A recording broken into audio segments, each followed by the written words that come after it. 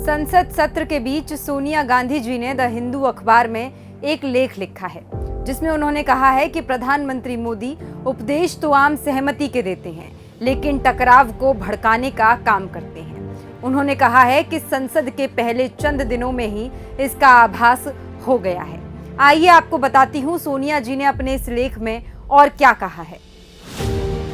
अभी 4 जून को 2024 के आए चुनावी नतीजों में हमारे देश के मतदाताओं ने स्पष्ट और मजबूती के साथ अपना फैसला सुनाया है। यह एक ऐसे प्रधानमंत्री की व्यक्तिगत राजनीतिक और नैतिक हार का संकेत है जिसने चुनाव प्रचार के दौरान खुद को दैवीय दर्जा दे दिया था। इस फैसले ने न केवल ऐसे दावों दिखावों को नकार दिया है बल्कि विभाजनकारी, कलहपूर्ण और नफरत की राजनीति को स्पष्ट रूप से खारिज करते हुए नरेंद्र मोदी के शासन की प्रकृति और शैली दोनों का परित्याग किया है। फिर भी प्रधानमंत्री के हाव भाव वैसे ही नजर आते हैं जैसे कि कुछ नहीं बदला है। वे आम सहमति के महत्व का उपदेश तो देते हैं लेकिन टकराव को ही अहमियत देते हैं। चुनावी नतीजों या जनादेश से उन्हें कोई सबक मिला है, इसका कोई संकेत नहीं मिलता कि देश के करोड़ों मतदाताओं ने उन्हें कोई संदेश दिया है। 18वीं लोकसभा के पहले कुछ दिन दुखद रूप से निराशाजनक रहे। ऐसी कोई भी उम्मीद या अपेक्षा की हमें कोई बदला हुआ रवैया देखने को मिलेगा, वह धराशायी हो गई। आपसी सम्मान और सामंजस्य की नई भावना या सौहार्द की बात तो दूर, इस बाबत कोई कदम उठाने की उम्मीद भी गलत ही साबित हुई। मैं पाठकों को याद दिलाना चाहती हूँ कि जब स्पीकर पद पर प्रधानमंत्री के दूतों ने इंडिया जनबंधन के लोगों से सहमति की बात की थी तो गठबंधन के दलों ने प्रधानमंत्री को क्या कहा था। साफ और सीधे शब्दों में कहा गया था कि हम सरकार का समर्थन करेंगे लेकिन परंपरा और प्रथा के मुताबिक डिप्टी स्पीकर का पद विपक्ष को दिया जाना उचित होगा। यह एक तार्किक आग्रह था जिसे उस शासन ने ठुकरा दिया जिसने 17वीं लोकसभा में लोकसभा उपाध्यक्ष के संवैधानिक पद को खाली ही छोड़ दिया था। इसके अलावा प्रधानमंत्री और उनकी पार्टी द्वारा आश्चर्यजनक रूप से फिर से उछाला गया। यहाँ तक कि लोकसभा अध्यक्ष ने भी इसका जिक्र किया, जिनकी स्थिति निष्पक्षता के अलावा किसी भी सार्वजनिक राजनीतिक के रुख या झुकाव से अलग होनी चाहिए। यह प्रयास संविधान, उसके मूलभूत सिद्धांतों और मूल्यों और उसके द्वारा बनाई गई और सशक्त की गई संस्थाओं पर हमले से ध्यान हटाने का तरीका था, जो कि संसद के सुचारू कामकाज के लिए कतई अच्छा नहीं है। दरअसल यह ऐतिहासिक तथ्य है कि मार्च 1977 में देश के लोगों ने इमरजेंसी पर स्पष्ट जनादेश दिया था, जिसे निसंकोच और सदा सत्यता से स्वीकार किया गया था। यह भी तथ्य और इतिहास में दर्ज है कि 3 साल बाद ही उस पार्टी की सत्ता में वापसी हुई थी, जिसे देश ने खारिज कर दिया था। वह भी ऐसे बहुमत के साथ जिसे श्री मोदी और उनकी पार्टी कभी हासिल नहीं कर पाई। हमें आगे की ओर देखना होगा। संसद की सुरक्षा में हुई निंदनीय चूक पर चर्चा की वैध मांग कर रहे 146 सांसदों का बेहद अटपटा और अभूतपूर्व निलंबन स्पष्ट रूप से यह सुनिश्चित करने का एक तरीका था कि बिना किसी चर्चा के 3 ऐसे आपराधिक न्याय कानून पारित किए जा सकें जिनके दूरगामी परिणाम होंगे। कई कानून विशेषज्ञों और अन्य लोगों ने इन कानूनों के बारे में गंभीर चिंता व्यक्त की है। क्या इन कानूनों को तब तक लागू होने से नहीं टाला जा सकता है जब तक कि इनकी स्थापित संसदीय प्रक्रियाओं द्वारा जांच नहीं हो जाती, खास तौर से जबकि 2024 के चुनावी नतीजे स्पष्ट संदेश देते हैं। इसी तरह वन संरक्षण और जैव विविधता संरक्षण कानूनों को भी बीते साल उस दौरान जबरदस्ती पास करा दिया गया जब संसद में हंगामा हो रहा था।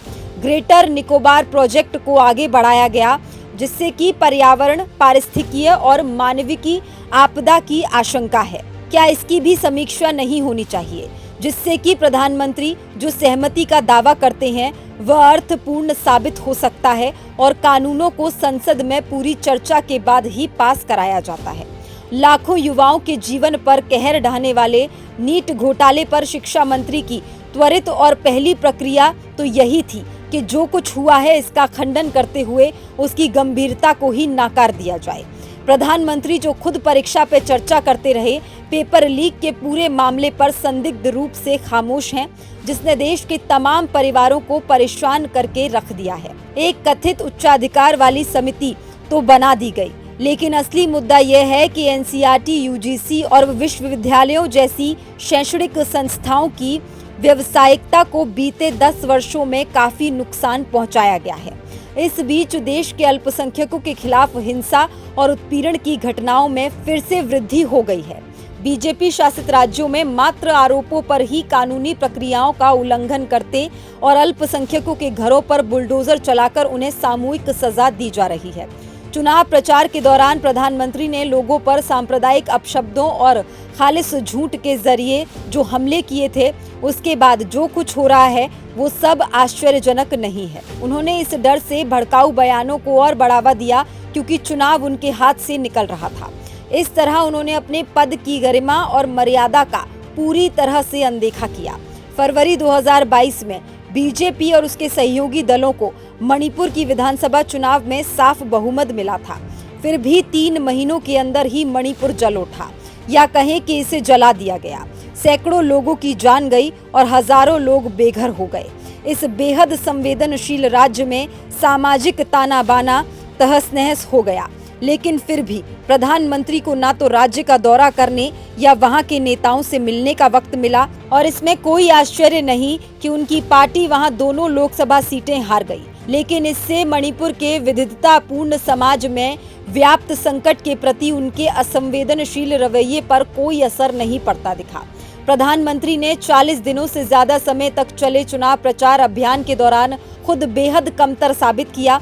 उनके शब्दों ने हमारे सामाजिक ताने बाने और उस पद की गरिमा को बहुत नुकसान पहुंचाया है जिस पर वे गर्व करते हैं। उन्हें आत्मचिंतन करना चाहिए और यह पहचानना चाहिए कि 400 से ज्यादा संसदीय सीटों के लिए उनके आहन को अस्वीकार करके हमारे करोड़ों लोगों ने, जिनसे वे सबका साथ सबका विकास का वादा करते हैं, एक शक्तिशाली संदेश दिया है कि अब बहुत हो चुका।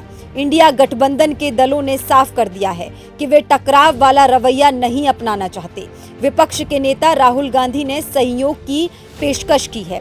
गठबंधन के घटक दलों के नेताओं ने स्पष्ट कर दिया है कि वे संसद में रचनात्मक सहयोग देना चाहते हैं और संसद की कार्यवाही के संचालन में निष्पक्षता चाहते हैं। हमें उम्मीद है कि प्रधानमंत्री और उनकी सरकार इस पर सकारात्मक रुख अपनाएगी, लेकिन शुरुआती लक्षण अच्छे नहीं हैं। फिर भी विपक्ष में हम इस बात को लेकर कटिबद्ध हैं कि संसद में संतुलन बना रहे ताकि देश के उन करोड़ों लोगों की आवाज और चिंताओं का प्रतिनिधित्व हो सके जिन्होंने हमें इस सदन में अपने प्रतिनिधि के रूप में भेजा है।